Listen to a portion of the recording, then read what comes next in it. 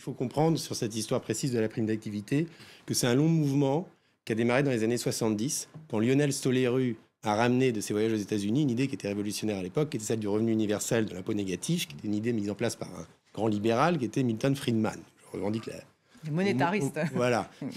L'histoire de cette idée, elle est quand même celle-ci. 5 minutes. Et depuis, c'est devenu le RMI qui n'était pas bon parce que c'était un revenu minimum et donc ça crée tous les effets de seuil qui d'ailleurs étaient bien connus. Du coup, ils ont transformé le RMI en RSA, qui ne marche pas non plus parce que c'est des procédures extrêmement bureaucratiques, il faut le demander. Donc là, ça va être moins bureaucratique avec cette nouvelle réforme. Et maintenant, en effet, et donc on voit bien que c'est encore une autre petite pierre qui va dans cette direction, donc c'est plutôt bien.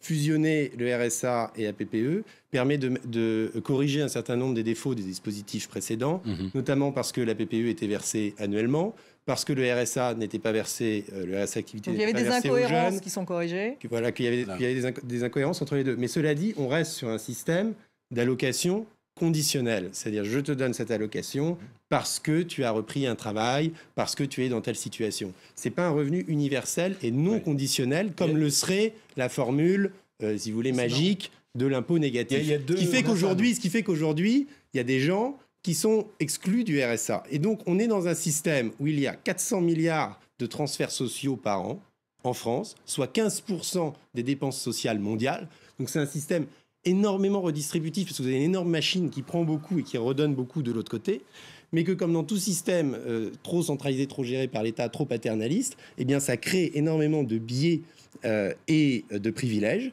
Et donc, il y en a certains qui tirent énormément de ces occasions et certains qui n'ont rien. Et donc, vous avez 400 milliards de dépenses sociales et vous avez effectivement des gens qui n'ont rien à manger dans la rue. Ce qu'un revenu universel... Ce que je veux dire, c'est que c'est une pierre qui suit un chemin très cohérent depuis les années 70 et qui va un jour ou l'autre... ne résout pas le problème de la pauvreté. aboutir à l'impôt négatif et qui est bien dans le contexte actuel. François Calfon, et en plus, qui revient sur l'individu.